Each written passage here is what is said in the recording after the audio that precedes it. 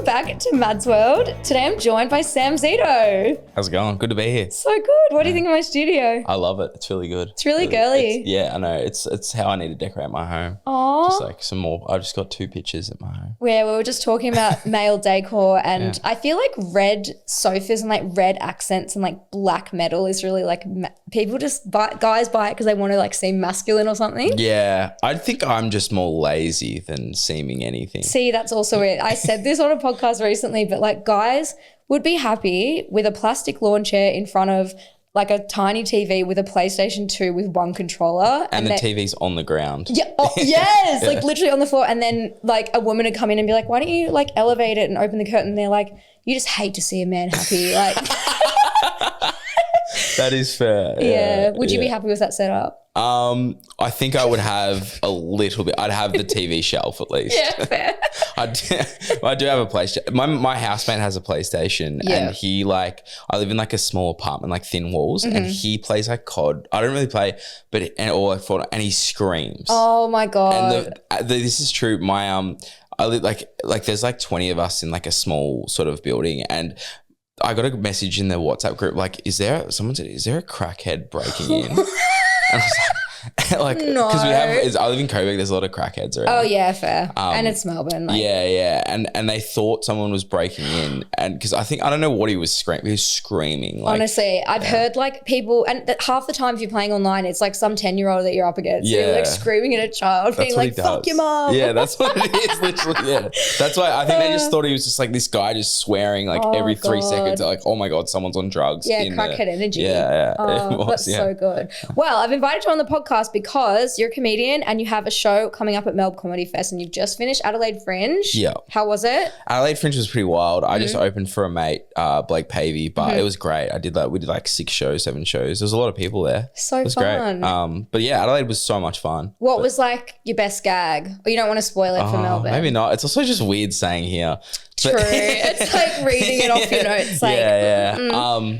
But the show I'm doing is mainly about like used to be a substitute teacher, used to be an influencer, and then a lot about mental health. Oh my God, I'm obsessed. Like, yeah. Oh, fun. I actually do have lots of questions about mental health, but we can get into it in a bit. Yeah. But what first got you into comedy, and like how old were you? Like, was it straight from school? Like, was it your friends? Like, what was the vibes? I got into it a little bit later. I was with a group, Swag on the Beat, and I kind of got into it because like the videos were going viral, and I didn't think I would ever I really had an interest in stand-up, but I didn't think I would ever be able to do it. Like, I just didn't know how to do it. And I think the videos made me be like, okay, maybe I'm kind of funny, and I feel like I'd be good enough to try and do it. Yeah. And then I would like, this is like, maybe I was like 24.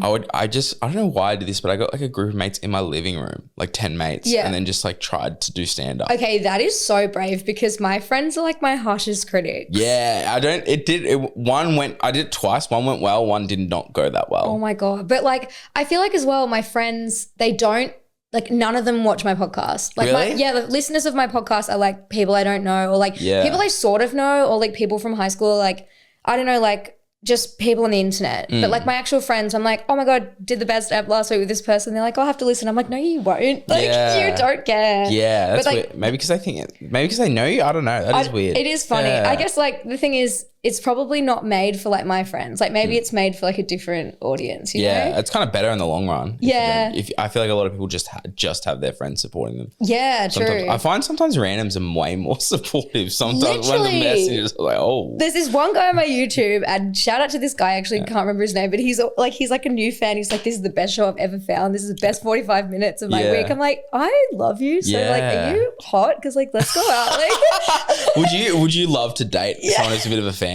Would you? Do you know what? I'm kind of dating a guy at the moment, and he like doesn't listen to my podcast. He doesn't care about social media. I was telling you before, he's reading Dostoevsky, and he's just like thinks that he's living in like Pittsburgh, like Russia, like, and is it Pittsburgh? No, St. Petersburg. I don't know. And it's like completely barren, and like he just like, he hates going on his phone. Yeah. And like he just thinks it's so cool that I do like all this shit online. He's just like, I don't know what you're doing. He's like, and he has a chemical engineering degree, but he's like, I just want to work with my hands. So he's doing roofing and plumbing and stuff because you Yeah. just like can't be asked being a chemical engineer. And I'm like, Yeah, I think I like that. Yeah, It's like love it. I love someone who's different because I used to date a stand-up comedian in the Melbourne scene, and it was too like. So she's my ex. We get along, but Okay. we see each other like. Imagine seeing your like your ex 3 times or 4 times a week, and they're talking about you on stage sometimes. that's, you know, you have But we to are have mates now. such a good understanding of Yeah. like your own, but at least you both know that that's your job. The first month wasn't great, and then now it's God. fine. Like it's all good. Yeah, 'cause we're once like friends. Once the emotion's gone, you're sort of just like, okay, now it's funny. Yeah, it is interesting being like, oh, like even not talking about, sometimes talking about me, but then watching them talk about dating. It's like, Yeah. fuck. You're like, Like this could that be feels weird. Yeah, it is weird, but oh it's my fun. God. Yeah. That's really fun. Yeah, I don't think I've ever dated anyone that I work with. Like I've definitely like slept with people at work and stuff when I was in Yeah. London. Like, so I moved there and was just crazy for like 2 years and was just like, You're in another country though. You just like, I just, literally, and like I had a 5-year relationship before that from school, and so I'd never really been single, and I'd never really been on a date, like a first date. Yeah. And then I had my first date. This is a great story actually. It was with this guy from this band called To Kill a King, and like they're kind of like They're big? I think they're quite big in England, but they're like, it was so random, and like we went on a date and like he was like, do you want to just go to the offie and get wine and then just go sit by the canal? And I didn't even know what the offie was at this point, which it's the off license. So like the alcohol shop or like it's like a milk bar, but they sell booze. Yeah. So I was like, okay, yeah, like whatever. And I'd never been on a date and I dressed so cute and I was so nervous and I was like, oh my God, this is fucked. And then I was like, oh, a date is just sitting with someone and getting drunk and like learning about their life and like they're nervous too, and then you just get to kiss. And I was like, this is awesome. Yeah. I'm like, what the fuck? And then like slept with him and I was like, wait, dating's mint. Yeah, like, it can be good. Yeah, it can if be it's really fun. good. Yeah. But then like 2 years later, I slept with this other guy who was like a drummer. And then like afterwards I was like, oh, put on a song from your band. And he was like, oh, it's To Kill a King. And I was like, wait, no. And then I slept with both people in the band. Really? And I was like, oh my God, I went on a date with your like guitar player or whatever. And he was like, shut the fuck up. That's insane. I would have just not said anything. I know. That's good of you. I would have just been like, fuck, I'm keeping this to myself. No, but it's too funny that it's like Yeah. sometimes I like say things and then I think that was silly. I should have not Oh, I said think it's that. fine that you. That's so fine that you did it. I'm just like, I would never be brave enough to say like, Really? hey, I slept with your guitarist. So funny. that's And his guitarist ghosted me too, so I was like, I hope he's well. Yeah. Oh, really? Yeah. What a dog. The drummer's probably better. Yeah. I feel like the drummer's the more attractive anyway than the 100%. guitarist. If I was going to date someone for a band, I would date the singer or the drummer. I feel like the singer though, big ego, Yeah. thinks that they can get any girl, which they can. I Yeah. feel like bass players always like a bit like closet gay. Yeah, And true. they like kind of like collect Funko Pops and like Yeah. into Marvel and stuff. They are a bit, I feel like the bass player is a bit more mysterious. Yeah, mysterious, yeah. but then when you peel back the layers, they're actually just a nerd. Yeah, yeah. And then drummer, hot and muscly, Yeah. lead guitarist, I feel like that's who you need to go for. Yeah. Because they're like quietly hot and like they get loads of attention, but they're not like super up themselves because they're not the singer. Yeah. I think that's my thing is I have a crush on musicians. Oh, me too. Like even because I do comedy, I'm like, I did date a comedian, but I don't find like any comedians like I don't think I could date, but I would love to date a musician. Yeah, I feel like as well. I don't know why, it's just so attractive. Have you ever seen Almost Famous, like about groupies? No. Oh my God, you'd love They it. go crazy. It's like, well, it's about like this story. It's not real. I think it's Kate Hudson, but when she's like really young and hot and she becomes a groupie for this band and like falls in love with the singer, but he's like on drugs and stuff. And then like, it's just like they go on tour on the bus and they're just like shagging all like, it's just like, it's iconic. It's crazy how musicians do so many drugs. It is crazy, but also like, how could they keep up that level of energy and not do that? I think they burn out or go crazy. And also I was talking to this musician, like we were kind of like talking for a bit, and he's a big Australian musician. He was saying that going on stage is like the best drug and the most adrenaline. Like you would know from being a comedian, like it's like the most addictive feeling hearing people like sing your songs back to you and hearing them cheering and stuff. I guess it might be different for music because it's like it's so engaged, like they're like screaming and stuff. Yeah. And he was like, that is the most potent drug. Like you get so hooked on it. So then like that high that you get, like dopamine and stuff, they need to match it with drugs, and it's like nothing is the same. So well, that's so interesting, actually. I know. Yeah. I think comedians love to do drugs, but they just can't afford to. Especially like cocaine. That is so I funny. I just realized this is a pretty similar thing, but I'm like, yeah, comedians like, because I feel like I think there's a lot of successful bands that could make a living, but there's only so many. I feel like comedy, you're either making no money or you're rich. Like, yeah. Whereas bands, I think there's like an in between. I feel like there's so many bands that are like. There's so many bands that like I wouldn't have heard of, but I'm like, oh, these guys are probably like really like wealthy and famous. And yeah, stuff, or they're just like mid-tier. But yeah, where do you think the line is between like being a up-and-coming comedian versus like you Kevin Hart? Like when do you like cross that threshold? And that's kind of like one of my questions later is like what's something that's a big goal in your career that you want to achieve, and then you'll be like, okay, I've made it, you know? Well, I think like it used to be getting on TV. Okay. And stuff like that. That as in like in terms of like the next threshold. But I feel like now social media is so much more. Mm-hmm. Like I got a mate who he's really big, like Blake as well, but even Luke Kidgell, who's like really, he just like, I think he went to my school. Yeah. Yeah, St. Helena. Yeah, he did, yeah. Oh, so random. Yeah. I think he's friends with like one of my high school friends' like little brothers or something. Yeah, no. Little brother is probably like 30. Yeah, fair. But he just blew up on social media and does that was hectic. theaters, yeah. I remember that happened. It was like COVID or something time. Yeah. I think because like he had some videos go really viral. I was like stalking it because you know when someone you know gets famous and you're just like you're so invested in it because you're like this is just like so weird. Yeah. And I remember seeing it. I think I was like, wait, isn't this? I was like to Stefan, my friend's brother. I was like, isn't this your friend? And he was like, yeah, so random. Yeah, because I feel like my personal goal, I just want to like do my own show in like a theater or like in front of a large pit. I don't know. I just want to do stand up to a large group. I don't really need to be like, I want to get on TV or anything or like, I don't want to have my own TV show like people used to. I'm just like, I just want to do stand up in front of like, it'd be cool to do theaters. Like, that would be really cool. But like you can just do that through social media if you blow up on social media. That's what I was going to say is like, I feel like social media is a huge part of both like being a musician, but also being a comedian. Like, do you think that to become a massive comedian now, you have to be good at social media? Yeah. Yeah. I think even like I speak to like people who are like a lot more experienced and a lot more like better comedians than me, and they're older and they were on TV or radio, and then now they're like, yeah, you do that, but you also have to do social media. So they're like 35 and they're like, well, they're starting to post now. Mm-hmm. Yeah. And, so I think it's like that thing like necessary evil. It's like it's just the marketing side of it. It's like you have to do it. Like otherwise, it's like. Because me and a mate were talking and we're like, people don't know a lot of people. Like you have to get people into your show, people have to know you. Yeah. And I guess as well, like it's weird because I run a business. So I feel like I'm so used to being like, okay, I've got to do my accounting, my finance. Like I got to do my marketing. I've got to do my like email, like just like every single job, and you learn every job. But then I just forget that not everyone knows how to do every job. So like when you see someone older who's like shit at social media, you're just like, bro, like, what are you doing? But then you just think like they've just never done that. Like it's so hard to pick that up as a skill. A lot of comedians struggle with social media. Yeah. I think just because it's some people are just really good at comedy but don't know what to post. Yeah, and some people are really good at content but not funny. Yeah. Like there's a lot of shit content out there that's just like super good quality. Like this podcast.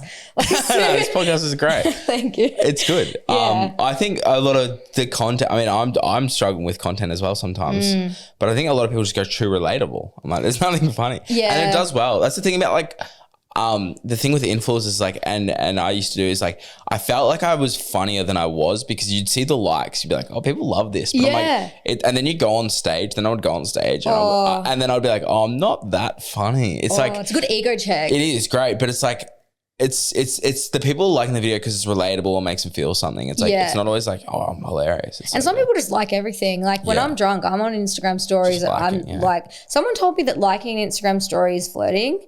And for me, that's not true because I like everything. Depends. I think that depends on the Instagram story. If it's like someone in a bikini, Okay, like doing yeah. like, then I'm like, yeah, that's fair. But if it's like, oh, I just found that funny, I will like it as well. Like if it's like someone talking. It's like automatic. My thumb just goes boop and I like it. Yeah, if it's a photo of you somewhere or like a video of you talking or saying, it's not flirting. Yeah, that's what I thought. But then someone's like, nah, it always is. I think if it's like a like a photo of like you with like your rig out or something. Yeah, true. Or then like, it's flirting. Or like being hot or something. That's when it's flirting. Okay. I feel that's what I think. I don't know. Yeah, but then sometimes I'm not flirting and I'll find someone hot and I'm kind of like kudos. Like kudos to you. Like, you know, like when someone does a run on Strava and you're just like, good for you.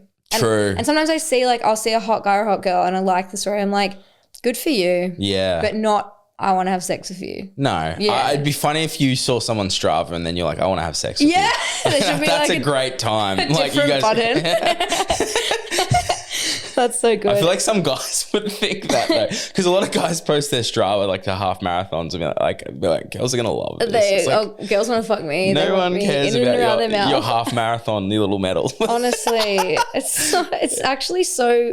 I find Strava so cringe. Yeah. When people screenshot Strava and put it on their story, I'm like, shut the fuck up. But it is a weird boast, just being like, I went for a run. But I don't look at the stats. I just look if they made a shape or if they ran in the shape of a dick or that's something. That's funny. I think that's funny. If you're doing something funny on Strava, that's great. 100%. Yeah. But otherwise, I'm like, don't care. Like, I'm skipping through that. Yeah, it is pretty weird. Unless you're like a proper runner. Like, I don't know. Yeah, it's kind of weird, hey? Yeah. I don't think I've posted. I don't think I would. I don't want to post Strava. Oh, yeah, sorry if I'm sitting. I haven't seen you do it, but if you do, I'm sitting here slagging you off to your face. I have Strava and I have my cousin on there and that's it because when I go for a run, sometimes I'll just be like, I'm done, straight away. Or I can't do it. Well, on the Apple Watch, I don't want to see people do that. You can have your friends on your Apple Watch and I don't put my exercise in, but I put in when I have an open water swim because all my friends in England are like, I never get to do an open water swim. It's like, where are they going to swim? Yeah. And like the water's too cold. So, and then it'll be like, Matt's just finished a workout, open water swim. That's good. I like that. I know. That's funny.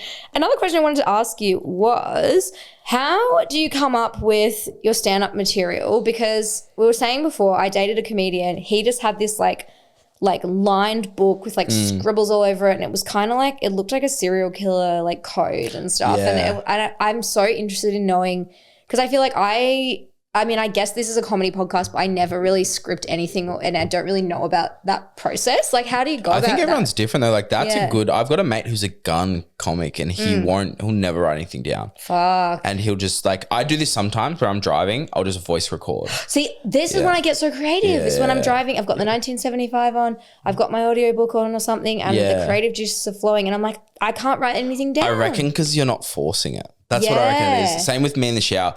But then shower is so true. What I reckon, I mean, I think a bigger comic told me was like what you do is you sit down and you write for an hour, scribble, whatever, and nothing good will come to you. And it's good when you first wake up and nothing a lot of the times nothing good will come to you, but then that activates that part in your brain where you start thinking. And then when you're in the shower and driving, then it's like, that's when the things come to you later. So how do you do the voice notes? Do you just like, just click record? Yeah, just click record and be like, hey, this is an idea. And it's never really like obviously perfect. It'll be like, obviously, but it's like, it'll be like, here's an idea that I have and maybe it'll have one joke and then I'll go on stage that night or later in front of like a small audience and then just trying to add stuff to it. So do you is that like your main process of coming up with material? I think so. And I also try and write stuff, but it never really feels like it works. Really? It's more later when I'm trying to talk or even when I'm on the phone to a mate and I say something, I'm like, oh, I should say that on stage. Oh, that's good. Yeah. And when someone's like, when you're having a conversation with someone or something and they're like, piss themselves, you're like, note to self. Yeah. That's funny. Yeah. That's interesting. Also, I wanted to ask you, what do you think about like ChatGPT and comedy? Do you think that what's the link there? I've tried putting stuff into ChatGPT, but it kind of sucks. It's not funny. Yeah. Yeah. AI, not funny. And I hope it doesn't learn to be funny. I don't think it can't. I've put a lot of stuff into there and it's just been like, I can't make a joke. It's like, it doesn't let you, but then it's like, I think ChatGPT's good for getting facts about stuff and then about like, if I'm doing a joke about like, I don't know, like, half marathons or whatever and it says like the first person that won't run a marathon. I did this the other day and it said like was like 490 BC and they ran that was the first, I looked up a fact of like being like, when was the first person to run a marathon? They did that and they collapsed and that was celebrating a victory. And I was going to make a joke like it wasn't even worth it because he didn't Strava it. Like it doesn't like. Oh yeah, no, that's okay. That's. I wanted to talk about that. Like it's yeah. it's like that sucks. He didn't put it on his Instagram story. He died. He collapsed. Oh, did he? Yeah, he died. So he didn't do the marathon. He ran the marathon and then died. Which case, and then everyone was like, "Do you know what we should do?" That. Yeah. What? Like exactly, yeah. for thousands of years, they're like, "This guy died, but I really think that I wouldn't die, so I'm gonna try it." Like, what the fuck? He didn't train for it, so that's why. Oh my god, yeah. that's hectic. Wait, let me get my questions up. I can't remember what I was going to ask you next. You were obviously in a, what would you call it, like a skit group? Yeah, before. like a sketch group. Group. And how has that been transitioning to doing solo stuff? Is it like, would you say it's harder? Easier? Yeah, it's definitely harder because you're gonna do everything like right. I mainly for Swag on the Beat, I mainly wrote, but now I'm like I gotta write, edit, like film, do everything. It is hard, and then doing stand up at night. But do you do it every night? I probably have a couple of nights off, but I probably do like a few nights. What I'll do is I'll do like 3 or 4 gigs a night, and then I'll be like have a day off, like a night off. I'll do like 2 or 3 nights and have a day off. And so like probably out 4 nights a week. That's actually so committed. Yeah. Like what would you do? Is it just like open mic stuff? Or I do a mix of good gigs and open mics. Yeah. Really? Yeah. Wow. That's a grind. It's a good, yeah, it is. It's such Jesus. a grind. It's do you have a 9 to 5 as well? I work part-time. I used to sub-teach. Yeah. When I was with Swag on the Beat, I was like full-time making videos with them.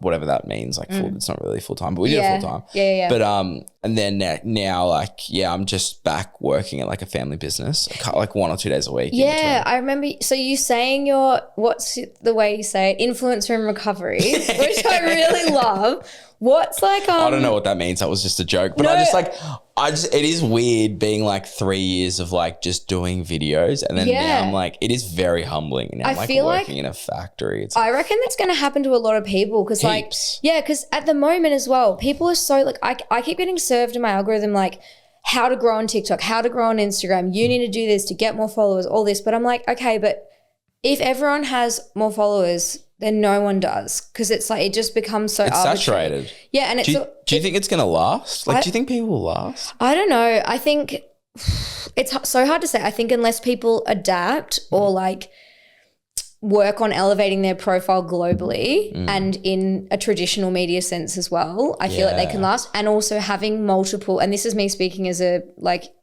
having worked in media for 10 years and managing influencers and stuff.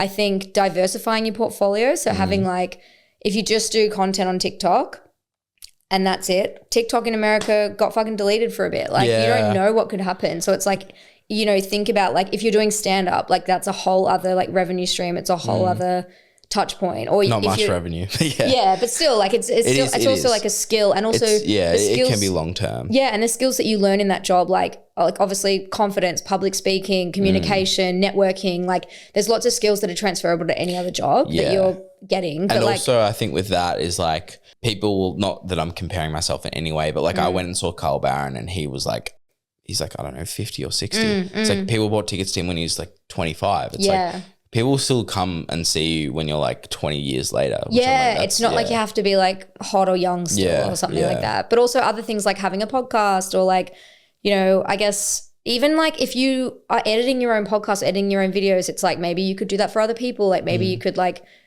make money doing that kind of thing for brands, which is kind of like what I'm doing to like as part of my like wider business stuff. So I guess it's like diversifying what you do to make sure that if TikTok does get deleted, like, you know, because also like what would happen if Elon Musk like bought Meta, or like Mark Zuckerberg died and Elon Musk bought Meta, and then it became like X and it just became a fucking like hunting ground, and it was like the Wild West, and like everyone stopped using it, and then all these influencers, their main revenue source is Instagram, they're making 15 grand, 20 grand on a post, and then suddenly gone. Yeah, and like that could happen with Elon Musk. 100%. 100%. He already did that with Twitter, kind of. Literally, fully bought Twitter and just fucking like train wreck. Yeah, I think YouTube's always long term. YouTube's another good one, and I feel like they also pay creators well for per view. Yeah, like per view, which is quite cool. And Spotify's going that way as well.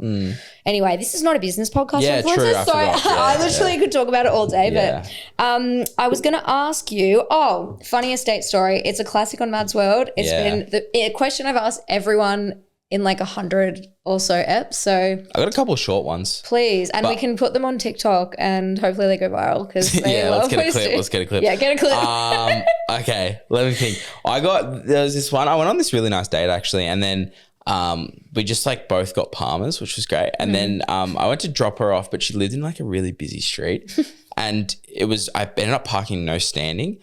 And I pulled over for enough time, but there was a car behind me, and I was like, I need to move.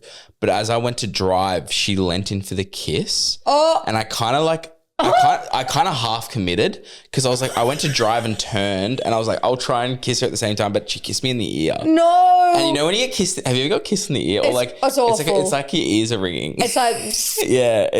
it's like when people kiss on Love Island, it sounds horrible. Yeah. And I was like, fuck. And then I drove and then just parked. And the thing was, I think I didn't know what to do. I just hugged her and like, yeah. And I thought you were going to say you ran over her. No. I parked, pulled her, and then I just like pulled into another spot, hugged her and left. And I was like, fuck, I'd end it all. That's just, I also went on another date with her and it was fine. So I was like, fuck. I messaged her. I was like, I'm so sorry. She messaged me. I'm like, no. She's like, I'm so sorry. I'm like, no, that was kind of like both of our fault. This is the thing. I always feel even if like you were to do something weird, I would apologize because I'd feel so awkward. I'd be like, I somehow made that bad. You know? Well, it was just like chaotic from both of us. Yeah. I was just like, I don't know where I'm driving. She's like, I'm going to lean in for the kiss now. It was pretty fun. My ears were ringing as well. So I was just like, I was just a bit out of it. Oh gosh. And then I should have, like, you know, when you're younger and you're like, I should have just committed to stuff. Yeah. I should have just kissed her after that, and it would have been like, oh, that's funny. Yeah. Like, but I just like hugged her awkwardly. I think this is like when I was like 23 or 24. I'm 28 now. Yeah. But I was so awkward.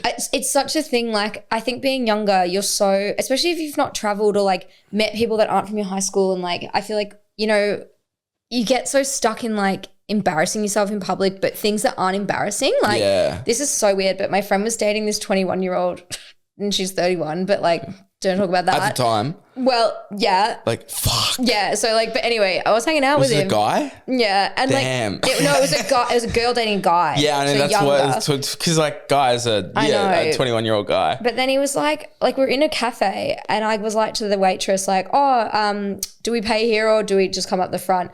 She's like, oh, you can just do either. And then he was like, oh, I can't believe you asked that. That's so embarrassing. I was like, why? Really?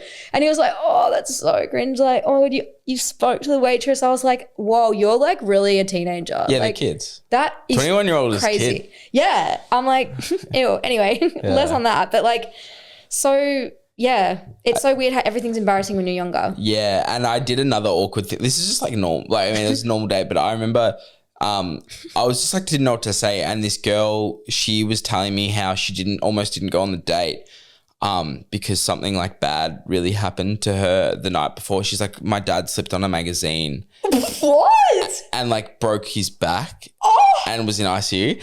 And I was like, oh my God, that's so bad. And I like panicked. I was like, I'll ask a question or like I don't know what to say. I was just like, what magazine was it? That's what I said.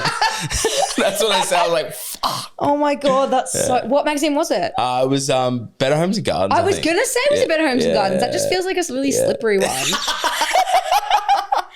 Wait, like, that's if crazy. you're going to slip on anything, it'd be Better Homes and Gardens. That'd so true. Yeah. And don't ask me to explain that. But at least you have something to read whilst you're down on the ground. So true. Look at some nice gaffs. I love that. But yeah, that was, I don't know.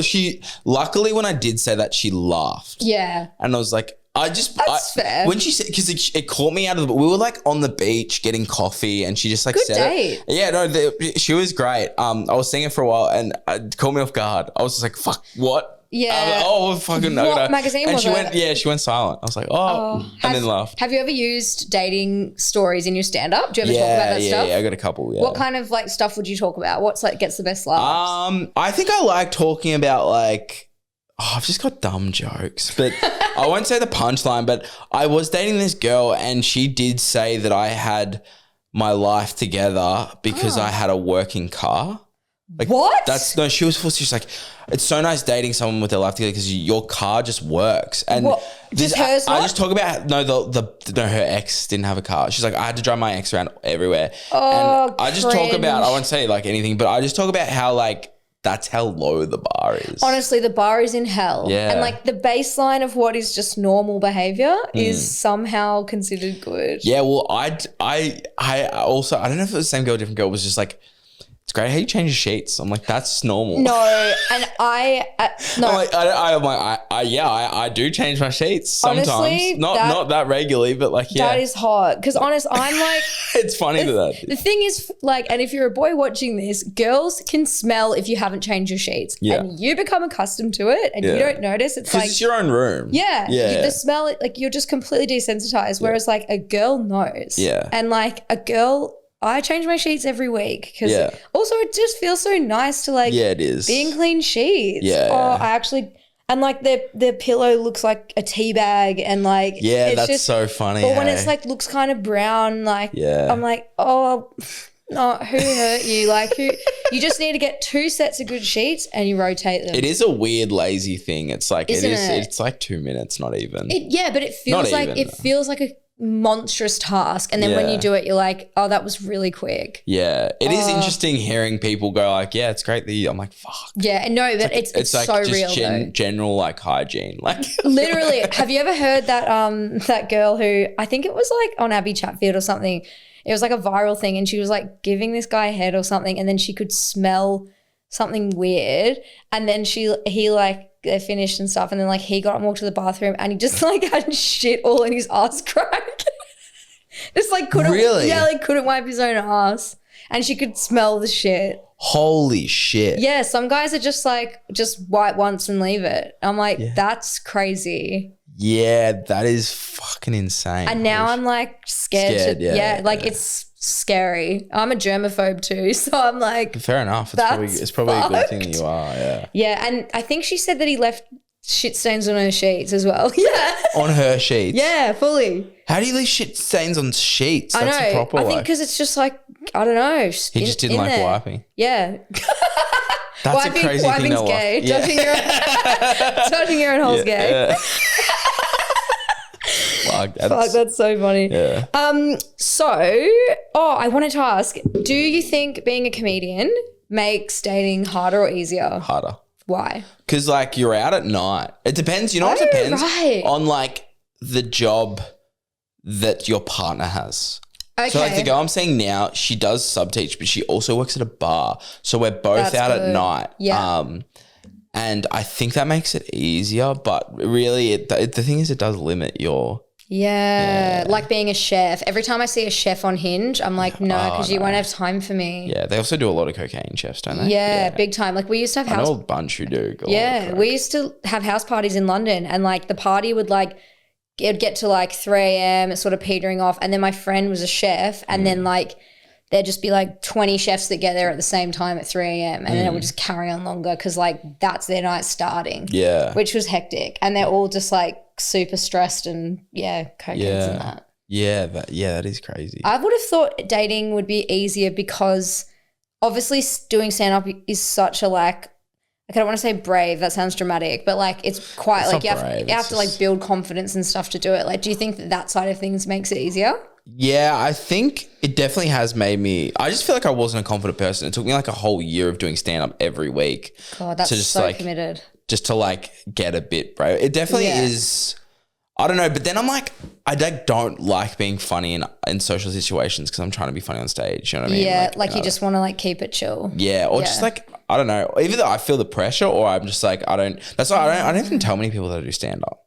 I do on socials because I'm like trying to promote myself, but in real life I'll just be like, oh yeah, I write, I subteach, I do social. Yeah, because otherwise people are like, be funny. Yeah, I used to just say when I was saying like, I just do social media. Like, I'm like, it just kind of sucks to say. Yeah, it's like, I'm just like, I a lot of the time I used to just say, even though I hadn't in a while, I'm just like, oh, I teach. Yeah. I used to just say that. It's easier than explaining half the time. If I say I have my own business, people are just like, oh, is it like a multi-level marketing scheme, like a pyramid scheme type thing? Or like, you know, like people just assume like because you're a girl, they'll just be like, oh, is it like jewelry? I'm like, no, like. They say jewelry? I don't know. Like if it's a complete random who has no idea, like if I meet someone in a bar or something. Or what do people guess? I just ask. If someone said, I've got a business, I'm like, oh, cool, what in? Yeah. It's funny that people just assume. I don't know. Some people will just be like, oh, like they just, or I'll tell them and then they're like, oh, I thought you were going to say it was like selling like, I don't know, like jewelry or something. Really? I'm like, what? I'm not dumb. Not that that's dumb, but like, what the fuck?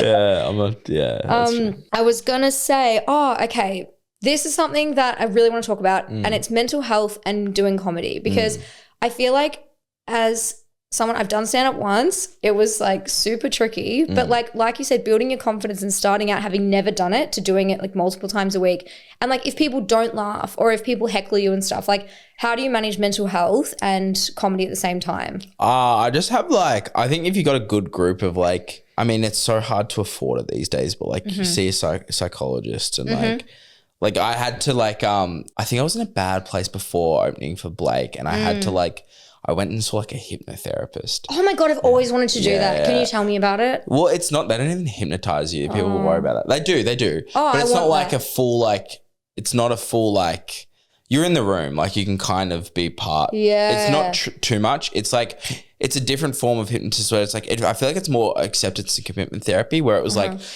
they'd hypnotize you and then be like, imagine like bombing in front of like 100, like 400 people. Oh, like desensitizing you to it. Yeah, that's what it is. Yeah. And then they're like, it's like good because it's like all your anxieties, they're like, bring it up in the room now, like make it worse. Like, whoa. Like, and then you just sort of work through it there. Like, and you're like, interesting. it is quite full on. Yeah. And it's like an hour and a half. And you feel like you've, you know, when you get out of like an exam and you're like exhausted. Really, you're exhausted, but you're like relieved. That's what it's like. You're like, holy fuck, I just did this. That's a really good way to explain I like got all this stress out, and then it's like, I'm like, you feel like you need to nap after it. Oh my God, yeah. You know what? Actually, like I'm such a skeptic with everything, but when I went on a family holiday and I was probably like 14 or something, they had this guy come and his name was Steven Spellmaster and he was at the local pub and he was a hypnotist. And so we were like, there was like 5 families we were traveling with like in Queensland somewhere. Yeah. And we're like, let's just go, it'll be funny.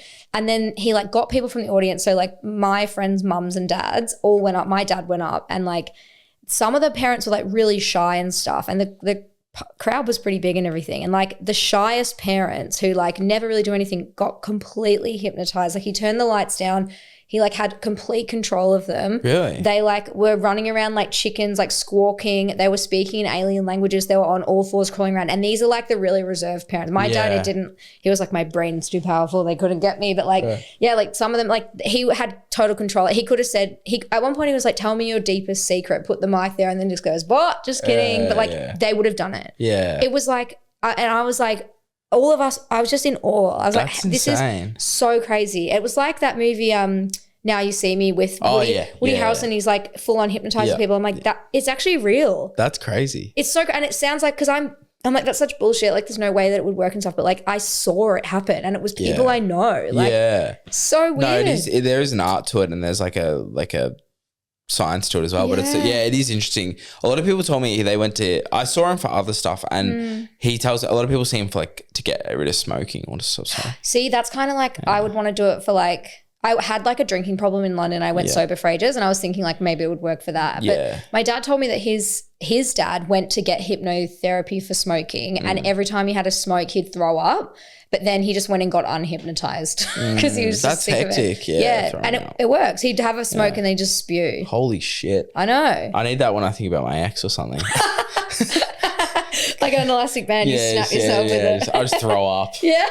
Just on the bus. Just think about her. You're going to see her at your comedy shows and be like, bleh. Yeah. That's so good. Yeah. Right. What are my final questions? Oh, okay. So speaking about mental health and being a comedian and social media, have you ever had to deal with like hate or trolls or DMs? Oh, yeah. Yeah. And like, how do you deal with that? And also, how funny is it? Because can I read one? Please read me your most unhinged DM ever.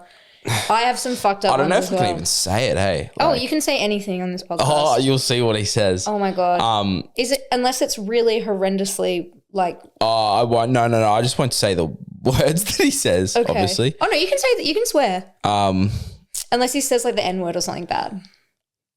Yeah. Let's see.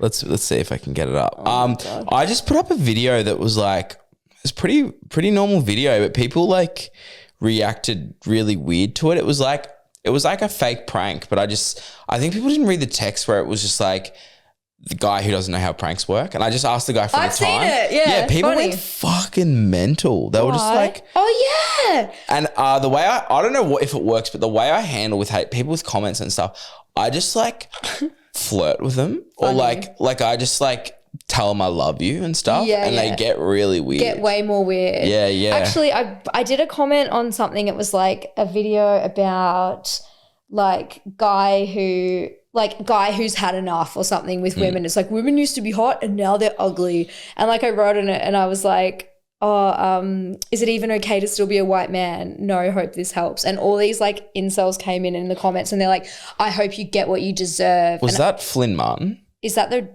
Ranger guy? Oh, maybe. I don't know. Who's the Ranger? Who's the gay ginger guy? Will Gibb? Gibb. Yeah. So funny. Yeah, he's good. Yeah. And like all these people in the comments like, I hope you get what you deserve. And I was like, thank you so much. That's so nice. Yeah. Because I actually deserve great things. The other thing you could do is just like, hey man, hope you're okay. Yeah. Like that's a good thing because they're like, they can't react to that. Like, yeah, and then they'll DM you and go, oh, I'm actually not okay. Yeah, I'm they actually aren't all the time. Like, yeah. I've had a full DM. Read me this crazy DM, please. There's a couple. Oh, he just, it says, I think it's an automatic thing on Facebook. He said, can you tell me a bit more about yourself? And he said, never mind your shit. I just said, I love you. And then he said, please, N-word. I will shit you out. And then I just said, are you flirting with me? ? Shit you out? Yeah. And I looked at his profile. He's white. What? And he said the N-word, like full typed it out. I'm like, you're crazy. But also you're white. I know, no, he's white and called. Yeah, I know. He said the N-word. Yeah, I know. It was really weird. That makes no sense. Also, this guy just made no sense. Another guy who said, wanker, you are massive frothy wank. You are bud. Quality because you perceive yourself to be funny or some sort of cad. What's a cad? I don't know. Should we Google it? Yeah, what's your true value? Cad like CAD. Oh, yeah. See, that whole fucking high value male thing is that what that is? Probably because it's so crazy because like it's like high value men. It's like a whole people who say like high T and low T, like low testosterone energy, high T. Is that what that is? Something like that. Let me look up CAD because I feel like that could be a vibe. I know all the people who comment crazy stuff, I'll click on their profile and it'll be like them with the American flag or Trump. And I'm like, oh, it's Americans commenting on this, like being like, fuck you. It's like, holy shit. It's so weird. People are so like, full of anger for no reason. Also, I just did a video about a fake, like a prank that wasn't a prank. Yeah, and they're like, kill yourself. Yeah, literally. Like, people just, it's like, whoa. Yeah. Whoa. It's like crazy. And imagine it was just that video. I did. Imagine if I literally did that. But it was just that one video. I've had some weird hate on other stuff, but like this one video just went crazy. I think I did see it and it was like, I think you were like in the distance and you were like talking to people in public, but it was like when guys who doesn't know how pranks work. Yeah. But it was like, it was so tame. That's but what like I mean. people were like, I think people thought you were trying to do a real prank. Yeah. And then they were like. They didn't read the text above. Yeah. Because they can't read because they're Trump supporters. Yeah. And also I love when people try and like say negative stuff and they can never spell. Yes. Not that I can, but it's just like, they just like go after you. I'm like, you've spelled everything wrong. Yeah. And I'm judging you hard. So I'm looking for CAD. It says CAD internet slang. Could be Cadillac, Control-Alt-Delete, Carol Ann Duffy, a British poet. I'd love to be called that. Yeah. Oh, here. If you say that a man is a cad, you mean that he treats other people, especially women, badly or unfairly. For a prank video. That's so random. Oh, yeah. A person who, with deliberate disregard for another's feelings. Interesting. I don't think that that's you. I think you seem like quite an introspective person. Thank you. And you go to therapy, so like green flag. And also it was just a video about me asking what the time was to some guy. Yeah. It's like what time is it? Yeah, there was nothing involved to do. There was nothing to do with women in the video or like so good. Even people's feelings. Yeah, I think people are just crazy and then just like I need to express. That's what I think people I feel like anyone who does that doesn't go to therapy. It's like this is their therapy commenting on people's videos. It's so weird. Stuff, do you feel like there's a difference? Because I'm a huge commenter on TikTok because I love when you get a viral comment and you get like 40,000 likes. Like, and also just like I feel like it's so normal. And I'm recently becoming like an Instagram commenter and I'm like, fuck, people are going to see this and be so cringe. Because if I see my friends comment on things, I'm like cringe. But But also I'm like, I got a blue tick randomly on Instagram the other day. Oh, really? That's great. Yeah, they fucking gave it to me. That's great. I know. It's hard to get these days. I know. I think because I went viral for this video that was like, guys should pay a deposit before they go out with a girl so that if they cancel, then the girl gets to keep it because it costs money to get ready. It was like obviously a joke, but then it just went, there's heaps of articles I love doing that and people think it's serious. It's so funny, especially on TikTok because there's a lot of incels and weirdos on there. Yeah, there are. Hey, and they're always like never have an actual account. Yeah, and it's like it'll be like fucking Nicolas Cage and Ghost Rider, but like do you reckon people get stuff out of like they obviously would make them feel better for a certain amount of time by commenting and messaging? I don't know. I guess it's like they want a reaction from you. That's the old idea. It's the same thing as like when you go to the pub and there's like one guy there that's just like fiending for a fight. Like that's what it is. Short man energy, like, and he's there because he wants, and he's like got those eyes like a pit bull with the blue eyes, and he's looking around like. Do you reckon it's subconscious, or does he know that like it's like I've got to do this to get things out? They wouldn't. Actually, that's a dumb. I feel like they'd know if they were aware, they wouldn't do it. I think that they're just so out of touch with reality that like they think that that's acceptable behavior, or maybe that's what they've experienced growing up, or in their friend group it's normal. Like I think we're probably quite privileged in that like I don't see that very often, but then it's like I did see it in Adelaide. Just two people punching on the street. So crazy. So, outside Hungry Jack's. It's so weird. The whole one punch thing really throws me because like punching and like getting in a physical fight is so normalized because of TV and stuff, but then like you can actually just kill someone. Well, it's like when they hit the concrete. Yeah, it's so crazy. It happened to a guy in my area, like in high school. Patrick. Yeah. I saw I saw he played for Montmorency. That's it. Yeah. Because I used to play for Eltham footy. No, you didn't. Ages ago. Wildcat? No. Eltham Panthers. This is like, it's probably like 9 years ago. Where did you grow up? I grew up in like I grew up like near Hawthorn. But I had mates who I just played for like Eltham. And I was like, I'll play. So I drove like half an hour to play, There you go. But anyway, How is it being back? Do you love it? I love it. It reminds me of footy driving through this area. I was like, fuck. Nice. Kind of like stressful, like footy. I was like, because I was like an 18-year-old guy and I just got like the pressure. cleaned up. Yeah. Oh, bless you. Yeah. Oh, well, this was so fun. Thank you so much for coming on the pod. That was good fun, And everyone remember to subscribe, rate, review, all those things. I always forget to say it, but please do it because I love you so much. Bye. Bye.